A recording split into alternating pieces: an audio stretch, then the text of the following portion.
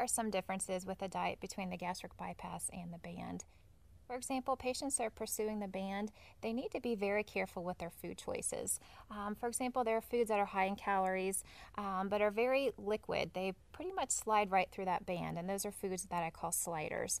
Foods such as ice creams and milkshakes, fancy coffee drinks, alcohol, those types of foods will slide right through that band, and they won't have that feeling of restriction or satisfaction.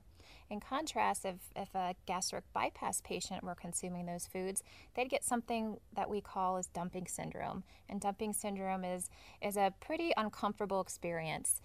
They may have a stomach ache, their heart might start to race, profuse sweating, fatigue. They just don't feel well.